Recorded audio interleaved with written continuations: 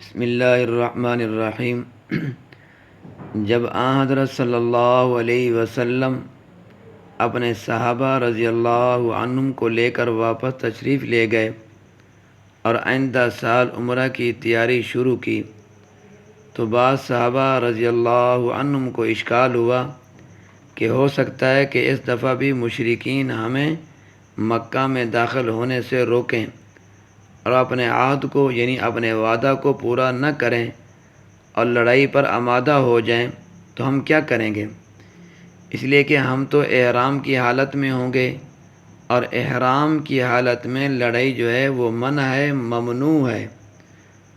اور پھر یہ حرمت والے مہینوں میں سے ذوالقعدہ حرمت والا مہینہ ہے اور اس وقت حرمت والے مہینوں میں لڑائی منع تھی۔ پھر یہ بھی مکہ مکرمہ جو ہے یہ حرم میں ہے اور حرم کے احاطہ میں لڑائی جو ہے منع ہے، اور کافر تو اس کی پرواہ نہیں کریں گے، مگر ہم کیا کریں گے؟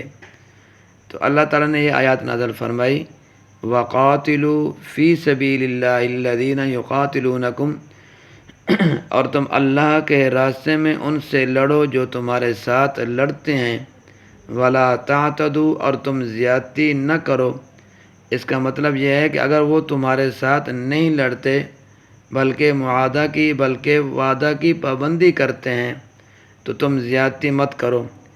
اسی طرح جو لوگ تمہارے ساتھ نہیں لڑتے، بوڑھے، بچے، عورتیں اور وہ لوگ جو تمہارے سامنے اپنے اسلام کا اظہار کریں، فرمایا ان کو مت قتل کرو، اس لیے کہ یہ تمہاری جانب سے زیادتی ہوگی۔ اگر آپ نے ان کو قتل کیا یا آپ نے ان سے لڑائی لڑی پھر کیا ہوگا؟ یہ آپ کی جانب سے زیادتی ہوگی۔ فرمایا ان اللہ لا يحب المعتدین، بے شک اللہ تعالیٰ حد سے تجاوز کرنے والوں اور زیادتی کرنے والوں کو پسند نہیں کرتا۔ اسی طرح آگے فرمایا وَاقْتُلُوهُمْ حَيْثُ ثَقِفْتُمُوهُمْ وَأَخْرِجُوهُمْ مِنْ حَيْثُ أَخْرَجُوكُمْ اور تم جہاں بھی ان کو پاؤ ان کو قتل کرو اور ان کو وہاں سے نکالو جہاں سے انہوں نے تمہیں نکالا ہے۔ اس میں مسلمانوں کے اشکال کو رفع کر دیا گیا کہ اگر کفار تمہارے ساتھ کیے گئے وعدہ کی پابندی نہ کریں اور لڑائی پر آمادہ ہو جائیں تو تمہیں کوئی فکر نہیں کرنی چاہیے کہ حرم کا رقبہ ہے یا حرمت والا مہینہ ہے اور احرام کی حالت ہے، بلکہ تمہیں اجازت ہے کہ ایسی حالت میں تم ان کو جہاں پاؤ قتل کرو، خواہ حرم میں ہوں یا حرم سے باہر ہوں، ہر حالت میں اجازت ہے۔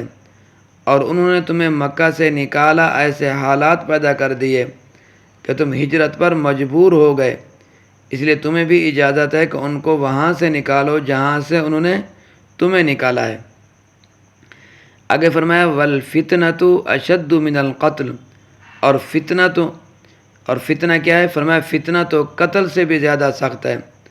تفسیر روح المعانی میں ہے کہ فتنہ سے مراد شرک ہے، یعنی جب وہ حرم کے رقبہ میں بیت اللہ کے ارد گرد شرک سے باز نہیں آتے تو ان کا جرم زیادہ ہے، اور ان کو قتل کرنا تو اس کے مقابلے میں کچھ بھی نہیں ہے، اس لیے تمہیں ان سے لڑنے میں کوئی کوتاہی اور کوئی تعامل نہیں ہونا چاہیے۔ تو آگے فرمایا وَلَا تُقَاتِلُوهُمْ عِنْدَ الْمَسْجِدِ الْحَرَامِ حَتَّى يُقَاتِلُوكُمْ فِيهِ اور نہ لڑو تم ان کے ساتھ مسجد حرام کے پاس یہاں تک کہ وہ لڑیں تمہارے ساتھ اس میں۔ یہاں پر مومنوں کو منع کیا گیا کہ مسجد حرام کے پاس کفار سے لڑنے میں ابتدا نہ کرو، لڑائی کی شروعات آپ نے نہیں کرنی، لڑائی کی ابتدا آپ نے نہیں کرنی۔ البتہ اگر وہ حرم کے رقبے کی پرواہ کیے بغیر تم سے لڑیں تو فرمایا تم بھی ان کے ساتھ لڑ سکتے ہو۔ فرمایا فَإِن قَاتَلُوكُمْ فَاقْتُلُوهُمْ پس اگر وہ تمہارے ساتھ لڑیں تو تم بھی ان کے ساتھ لڑو، كَذَلِكَ جَزَاءُ الْكَافِرِينَ اسی طرح ہے سزا کافروں کی، اس لیے کافر سزا کے بغیر باز آنے والے نہیں ہیں۔ آگے فرمایا فَإِنِ انْتَهُوا فَإِنَّ اللَّهَ غَفُورٌ رَحِيمٌ پس اگر وہ باز آ جائیں تو بے شک اللہ تعالیٰ بخشنے والا مہربان ہے۔ باز آنے کا مطلب یہ ہے کہ کفر اور شرک سے توبہ کر لیں اور اپنے سابق گناہوں کی معافی مانگ لیں۔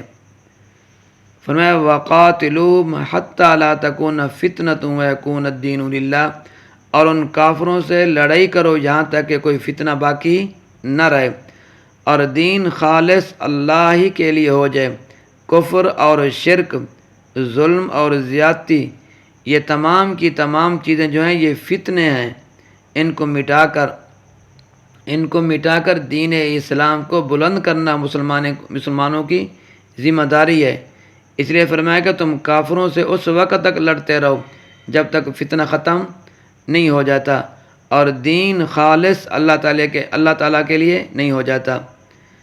آگے فرمایا فَإِنِ انْتَهُوا فَلَا عُدْوَانَ إِلَّا عَلَى الظَّالِمِينَ، پس اگر وہ باز آ جائیں تو کوئی زیادتی نہیں ہے مگر ظالموں پر۔ عدوان کا معنی علامہ علوسی رحمۃ اللہ علیہ نے کیا ہے کہ قتل کی سزا۔ تو اس لحاظ سے مطلب یہ ہوگا کہ اگر یہ لوگ کفر اور شرک اور مسلمانوں سے لڑائی وغیرہ سے باز آ جائیں تو ان کو قتل کی سزا نہ دو، اس لیے کہ قتل کی سزا تو ان لوگوں پر ہے جو ظالم ہیں، اپنے کفر اور اپنے شرک اور دیگر برے عقائد پر ڈٹے ہوئے ہیں، اور جب یہ لوگ ان باتوں سے باز آ جائیں تو ظالم نہ رہے، اس لیے ان کو جہاد کے ذریعے سے قتل کی سزا بھی نہ دو۔ اللہ تبارک و تعالیٰ میرا اور آپ کا حامی و ناصر ہو۔